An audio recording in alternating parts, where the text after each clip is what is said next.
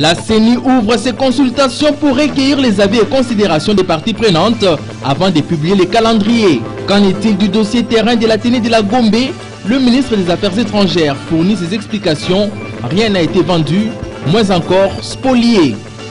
Antena, le journal, Eric Izami.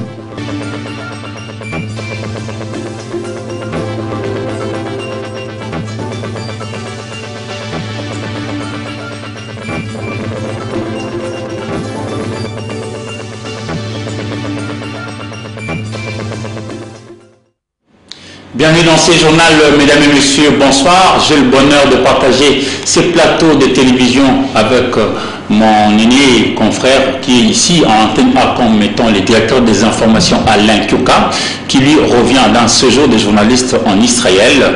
Et c'est à ce titre qu'il va intervenir au cours de cette grande édition du journal, mesdames et messieurs. Bonsoir encore et bonsoir Alain. Bonsoir Eric Izami.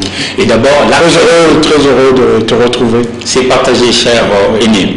Alors, l'ensemble du processus électoral en République démocratique du Congo va coûter 1,8 milliard de dollars américains.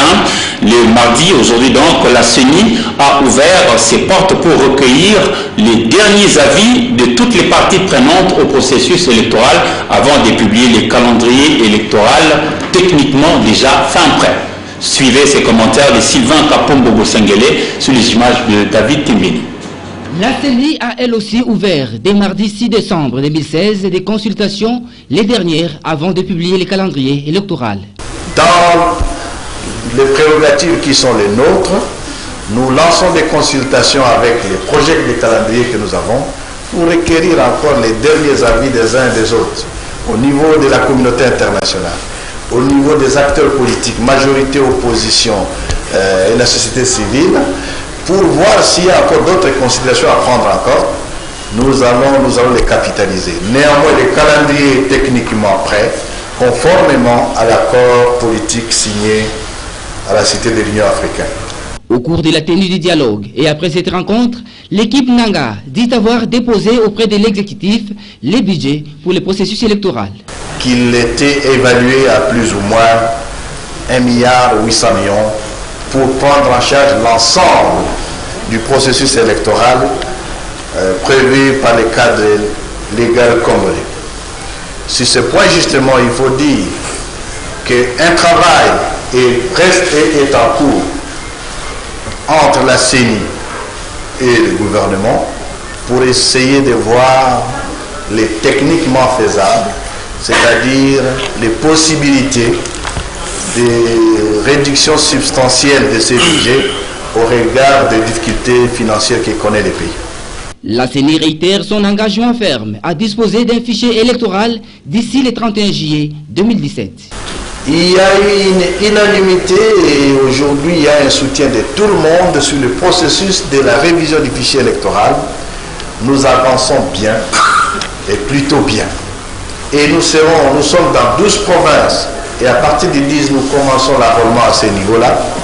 Au 31 janvier nous aurons clôturé le déploiement de tous les matériels avec l'espoir qu'au 31 juillet nous vous présenterons les premiers résultats du processus, c'est-à-dire les fichiers électoraux de tous les Congolais et qui sera fiable, prêt pour un audit éventuel, mais surtout prêt pour la prise en charge de tous les scrutins.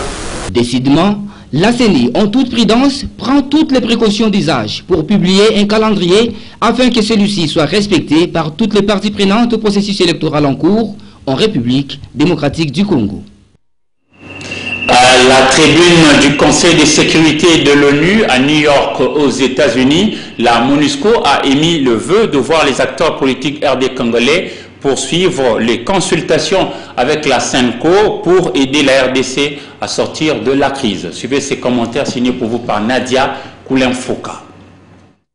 Le chef de la MONUSCO a espéré devant le Conseil de sécurité de l'ONU que les efforts de la SENCO, avec le soutien de pays de la région, notamment l'Angola et la République du Congo, permettraient de négocier un rapprochement entre la majorité présidentielle et les rassemblements de l'opposition. Selon Maman Sambosi Dikou, ces rapprochements pourra contribuer à la prévention des violences le 19 décembre et contribuer à permettre un processus de transition pacifique nécessaire pour un processus électoral crédible. Il a annoncé que la mission onusienne a actualisé son plan d'urgence pour atténuer les violences politiques et protéger les civils dans la mesure du possible. Il a également insisté sur les renforcements de la MONUSCO à Kinshasa, Goma et Lubumbashi, de 3 équipes mobiles pour surveiller et signaler les restrictions des violations des droits de l'homme. Pour le numéro 1 de la MONUSCO, c'est la volonté politique des principaux acteurs politiques qui déterminera la façon dont les tensions réelles et existantes seront gérées.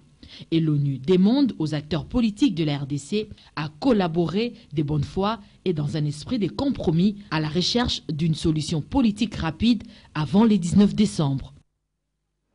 Et justement à ce sujet, il y a quelques minutes passées au niveau de la Gombe où se situe le centre interdiocésain, l'on a vu venir le leader du rassemblement, Etienne Tshisekedi Wamulumba, qui a été reçu par le prélat catholique justement pour rechercher le voies et moyens pour sortir de la crise politique RD congolaise. La conclusion de la première mouture de bons offices de Messeigneurs de la SENCO a fait jaser plusieurs acteurs politiques de la scène ici au Congo-Kinshasa. Pas plus tard qu'hier, le chef de l'État, Joseph Kabila, a réitéré sa confiance à la mission des bons offices de la SENCO.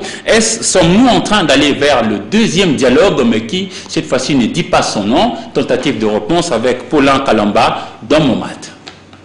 Le chef de l'État, Joseph Kabila, a réitéré sa confiance aux bons offices de la SENCO. Est-ce à dire qu'il y aura un deuxième dialogue? L'accord de la Cité de l'Union africaine n'a pas mis fin au dialogue, n'est-ce pas, au recours au dialogue.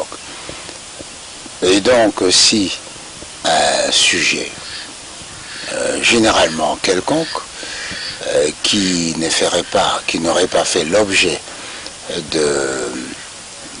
du dialogue de la Cité de l'Union européenne, survenait, évidemment que le président de la République, en tant que garant du bon fonctionnement des institutions, veillera à ce que ce sujet aussi, pourquoi pas, bénéficie d'un dialogue. Et chaque fois, il sera suivi par la majorité présidentielle. La majorité présidentielle a un mot à dire au nom de la paix. La majorité présidentielle regrette évidemment ce radicalisme, même cette radicalisation de nos frères du Rassemblement. Mais à la suite du chef de l'État, ou en accompagnement du chef de l'État, la majorité présidentielle veillera à ce que la Constitution soit intégralement respectée et qu'aucun individu ni aucun groupe ne prenne le pays en otage, ne prenne le processus démocratique en otage. La paix reste une donnée essentielle pour le développement de la RDC. Et venus d'Afrique francophone, plusieurs journalistes ont effectué il y a peu une visite d'imprégnation et d'implémentation en Israël, ceci dans l'objectif du réchauffement des relations entre l'État d'Israël et l'Afrique. Ces groupes de journalistes en ont également profité pour faire la ronde des institutions politiques israéliennes. Alain Kyoka.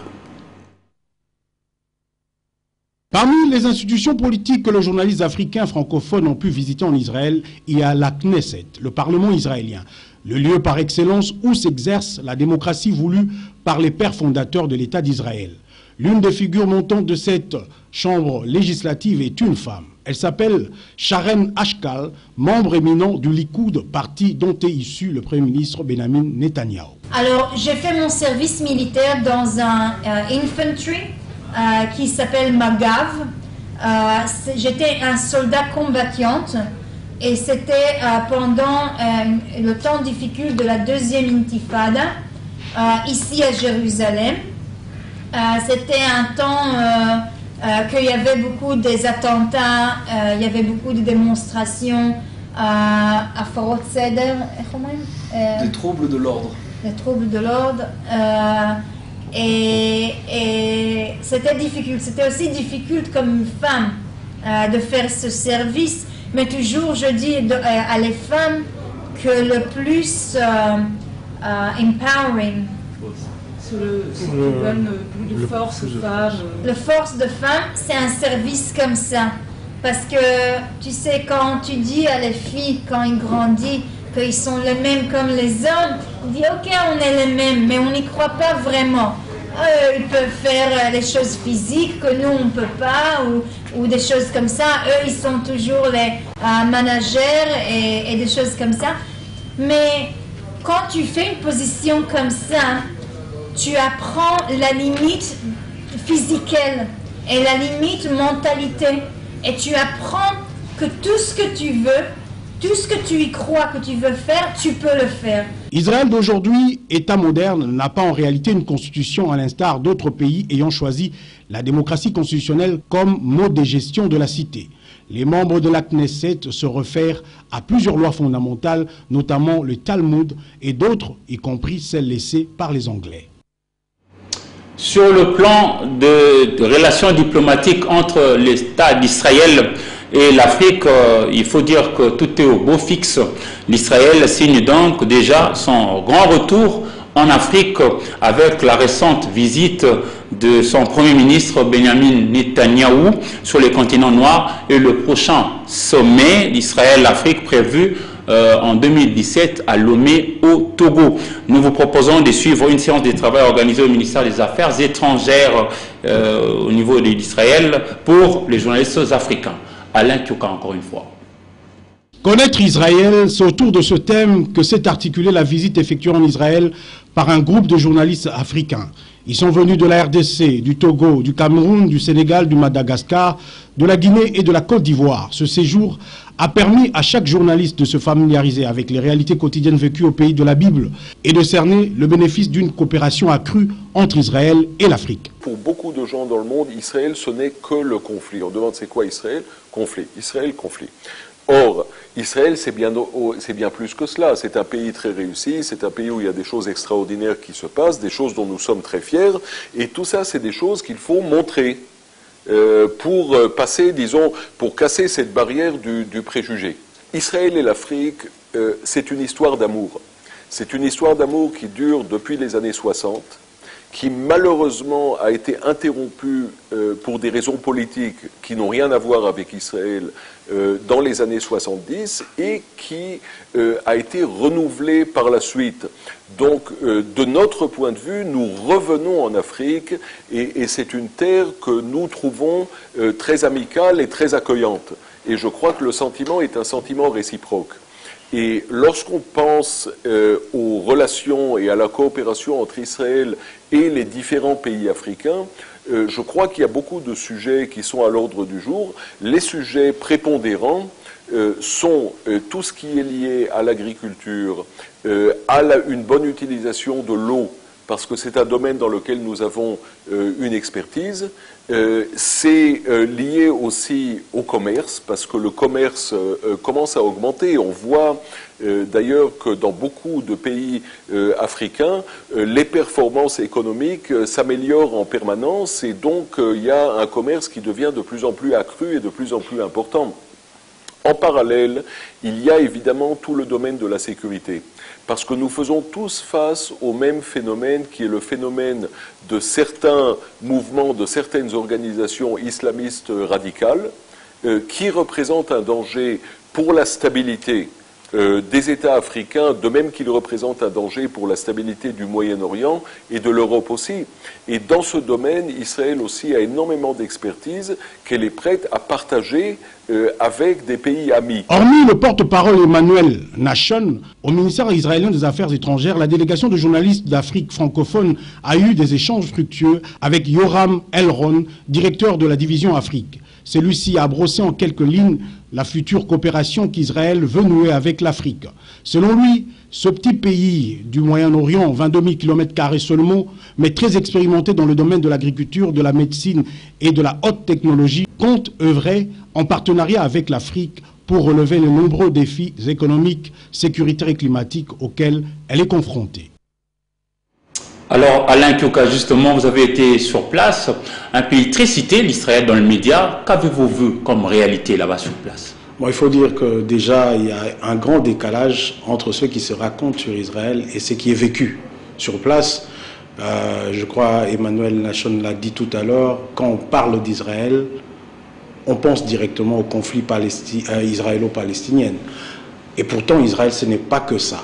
C'est vrai, il y a eu beaucoup d'améliorations en termes de sécurité. Il faut dire que de plus en plus, Israël est sécurisé. La vie, il fait beau vivre là-bas. Et on a passé une semaine là-bas, on n'a vu aucun attentat. C'est vrai qu'on est parti à une période où il y avait le feu, il y avait l'incendie un peu dans plusieurs villes, notamment d'origine criminelle. Mais en gros, c'est un pays sécurisé, c'est un pays où il fait beau vivre. Et justement, puisque vous étiez un groupe de journalistes, est-ce qu'on peut considérer que l'Israël peut-il être un partenaire fiable pour l'Afrique en général, et particulièrement pour le Congo-Kinshasa? Oui, certainement. Déjà, il faut dire que nous sommes allés en Israël sur invitation du cabinet du Premier ministre israélien, Benjamin Netanyahou, oui. Parce qu'il est en même temps ministre des Affaires étrangères. Hein, beaucoup ne le savent pas. Il est en même temps ministre des Affaires étrangères et c'est son cabinet qui nous a invités en Israël. Le thème, c'était connaître Israël. Parce que beaucoup de gens entendent parler d'Israël par les médias. À la fois, c'est une image tronquée quand on dit Israël, je l'ai dit tout à l'heure. Beaucoup connaissent Israël par la Bible. Mais peu ont déjà visité, ont déjà eu un contact physique avec Israël. C'est comme ça que le cabinet du Premier ministre Benjamin Netanyahou, en prévision du réchauffement des relations avec l'Afrique, a bien voulu nous inviter sur place pour que nous puissions effectuer cette visite d'études, cette visite d'implémentation et d'imprégnation, voir les réalités sur place et voir réellement quel est le bénéfice que l'Afrique peut tirer d'Israël. Vous l'avez dit tantôt, Israël, sur le plan technologique, sur le plan de l'agriculture, de la médecine, c'est quand même un pays très avancé, un pays qui est une réussite dans le monde. Donc, l'expérience d'Israël peut bien profiter et à l'Afrique et au Congo. Et vous pensez, par rapport à ce que vous avez vu sur le terrain, que par exemple dans le domaine de l'agriculture, les infrastructures, on peut avoir des sortes de joint ventures avec ceux de Kinshasa, je parle des autorités, pour que l'on puisse faire avancer aussi notre communauté? Bien sûr. Déjà, il faut dire qu'en Israël, ils ont l'équivalent de l'USAID, hein, c'est-à-dire leur agence de coopération au développement, ça s'appelle le MACHAV.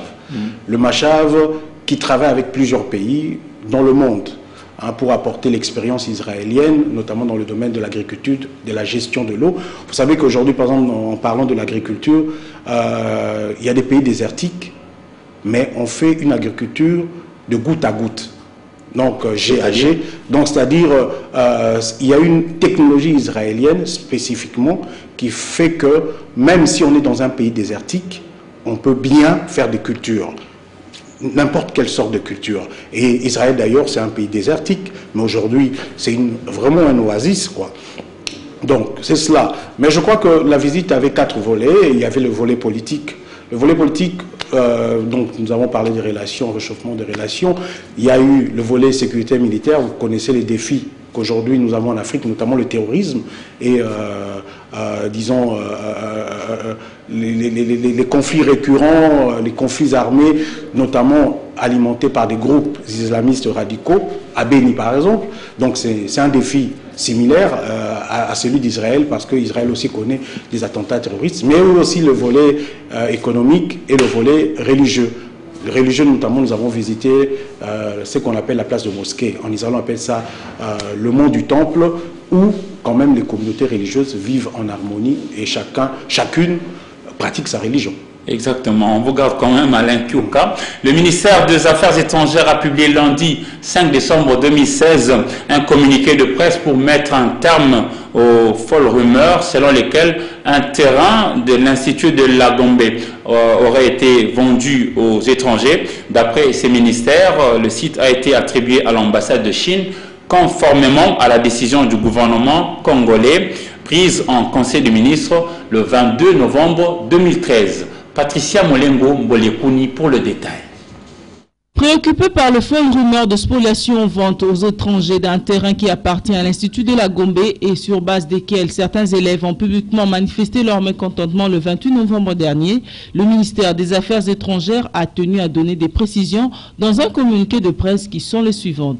Le site dont il est question dans ce dossier comprend le terrain qu'occupe actuellement le service de l'inspection générale de l'enseignement primaire, secondaire et professionnel qui seront bientôt délocalisés et une portion du terrain vide que les élèves de l'Institut de la Gombe n'ont commencé à utiliser que récemment pour le football. Selon le communiqué, le patrimoine de l'État congolais qui représente le dit site n'a jamais fait objet d'une quelconque spoliation ou vente. Ce qui fait que la République démocratique du Congo a cédé ce site en bonne et due forme à la République populaire de Chine pour la construction de la nouvelle chancellerie de la Chine à Kinshasa, et ce, sur base des accords de coopération bilatérale signés entre Kinshasa et Pékin à cet effet. Le ministère des Affaires étrangères a fait savoir que le dit site a été attribué à l'ambassade de Chine conformément à la décision du gouvernement congolais prise en Conseil de ministres le 22 novembre 2013 et à l'arrêté ministériel prise en 2014 portant désaffection et affectation d'un terrain du domaine public de l'État en faveur de l'ambassade de la République populaire de Chine à Kinshasa, signé le 5 février 2014 par le ministère de l'Aménagement du Territoire, Urbanisme, Habitat, Infrastructure, Travaux publics et Reconstruction. D'après le ministère des Affaires étrangères, la direction et le comité de parents d'élèves de l'Institut de la Gombe en ont été dûment informés. En contrepartie de la cession de ce dit site, l'ambassade de la Chine à Kinshasa s'est engagée à céder au ministère de l'enseignement primaire et secondaire un immeuble de 8 étages. Le ministère des Affaires étrangères et coopération internationale exprime ses regrets quant aux inquiétudes infondées et spéculations erronées causées par la réaction des élèves et réaffirme l'engagement du gouvernement de la République à n'agir en toutes circonstances que dans l'intérêt supérieur de notre pays.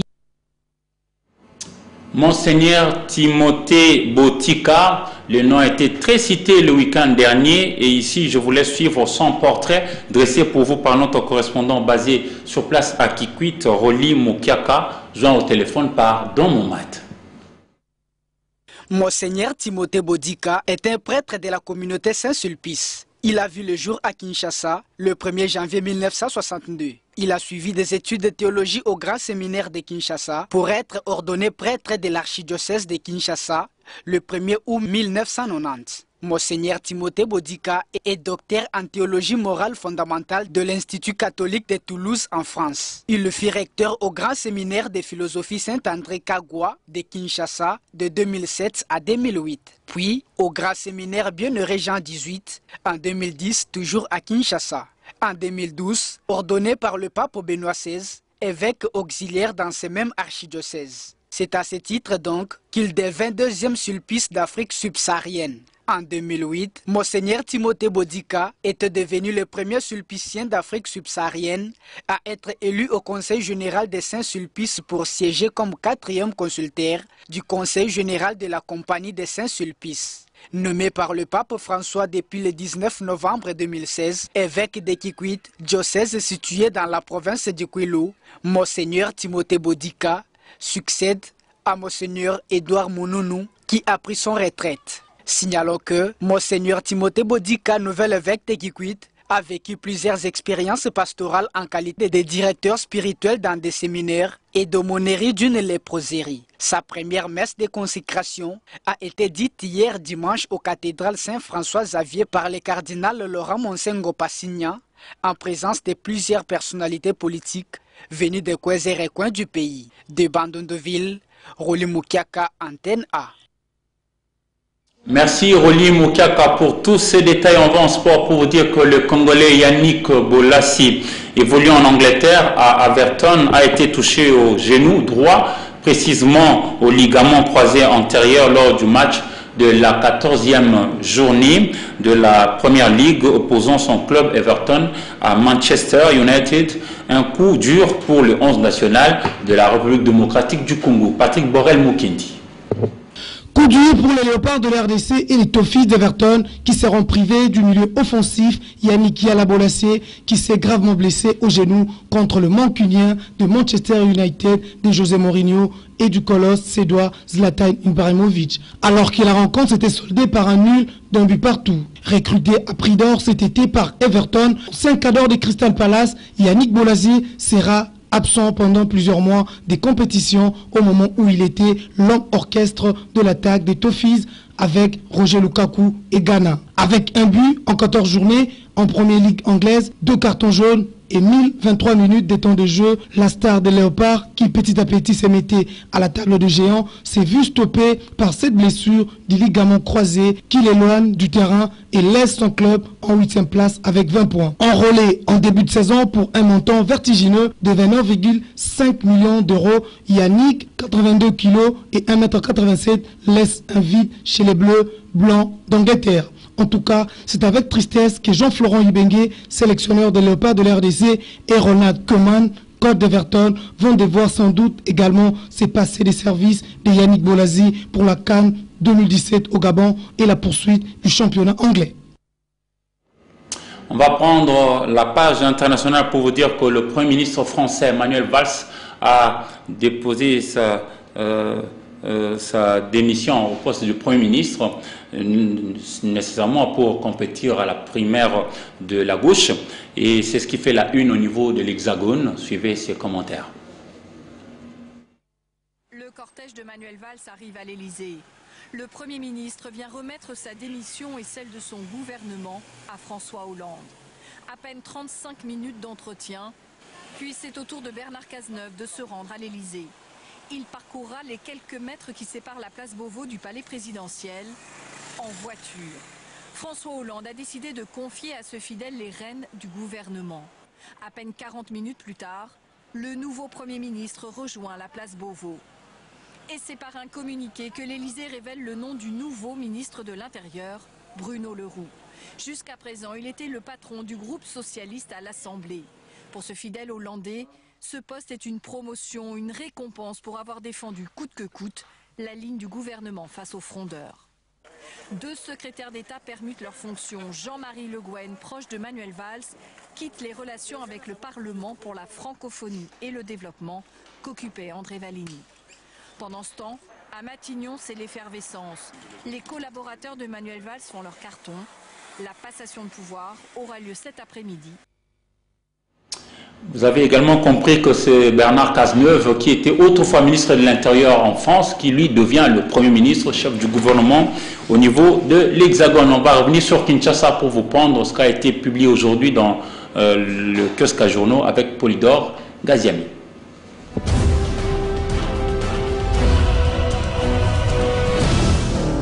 Alors que l'Assemblée nationale prévoyait l'interpellation de Corneille Nangaa et Lambert Mende ce mardi, le président de la CENI, lui, a carrément choisi de lui couper la carotte en annonçant la publication du calendrier électoral ce matin. Un événement que la référence plus qualifie de portée nationale et internationale pour ceux qui suivent et s'intéressent à l'évolution politique du pays de Lumumba. Le quotidien précise que l'interpellation de Corneille Nangaa a un auteur, le député Henri Thomas Lokondo, pour qui la crise qui couve sur le pays est essentiellement liée au processus électoral. Et donc, il est important que le numéro 1 de cette institution passe à la tribune de l'hémicycle pour expliquer tous les contours relatifs au dit processus et au calendrier électoral. Entre-temps, annonce les dépêches de Brazzaville, un vent de panique souffle dans les chancelleries occidentales basées à Kinshasa à l'approche du 19 décembre. Selon le journal, les États-Unis, le Canada et la Belgique ont déjà donné l'ordre formel à leurs ressortissants pour que ceux-ci quittent la République démocratique du Congo avant cette date en raison de la crainte des troubles qui pourraient survenir au pays à la suite de l'absence d'un véritable accord politique inclusif entre les forces politiques majeures. Parlant toujours de cette date fatidique du 19 décembre, la cité africaine ne s'empêche pas de constater la guerre des tranchées entre majorité et opposition. En effet, écrit-il, à 13 jours de cette date, et au moment où tous attendent la formation du gouvernement, le pouvoir en place et le rassemblement jouent à se faire peur. Pour Forum des As, il faut absolument des pourparlers directs, MP, rassemblement. Et à la lumière de la mission de bons offices des prélats catholiques, note le quotidien, des voix s'élèvent pour que les négociations se tiennent sous l'égide de la SENCO. D'ailleurs, fait-il savoir, l'analyse des déclarations des deux camps, c'est-à-dire la majorité présidentielle et le Rassemblement, montre qu'ils font encore confiance à la SENCO. Du côté de la majorité, d'ailleurs, le président de la République l'a prouvé hier en demandant à la conférence épiscopale de poursuivre sa médiation jusqu'à trouver, comme le précise la prospérité, la solution qui évite au pays de sombrer dans une profonde crise. Et aussitôt que la mission de la SENCO a été activée après l'audience de Kabila hier aux évêques catholiques, ajoute le quotidien, de nouveaux contacts sont annoncés. Et à en croire Monseigneur Marcel Outembi, qui a fait partie de la délégation reçue par Kabila, les chances des négociations directes entre les deux parties restent intactes. Mais l'on se demande, dans plusieurs cercles politiques, à quel jeu jouent Kabila et les faucons de sa famille politique. En effet, écrit le Phare, alors que ceux-ci ont constaté le week-end dernier l'échec de la démarche de la SENCO et accusé le Rassemblement de rester attaché à son schéma d'embrasement du pays le 19 décembre 2016, l'autorité morale de la majorité présidentielle, elle, donne l'impression de faire encore confiance aux évêques catholiques. Aussi, le flou que créent les prises de position de l'un et des autres interdit tout pronostic quant à la suite à réserver à la démarche de la SENCO. Le Phare parle de la troublante radicalisation au sein de la majorité présidentielle car les faucons de cette famille politique ne se privent pas de torpiller les initiatives des évêques catholiques dans le dessein bien arrêté de conduire une transition où ils croient être les seuls maîtres à bord. Bonsoir. Mesdames et messieurs, c'est la fin de ce journal qui a bénéficié de l'intervention de Alain Touka qui a fait une exhortation aux autorités gouvernementales de faire quand même le réchauffement de relations entre Kinshasa et Tel Aviv, pourquoi pas, pour faire avancer aussi notre communauté. Merci Alain. Et merci beaucoup Eric Zami, c'était un plaisir. C'est partagé. Au revoir aussi, chers messieurs et dames, au revoir.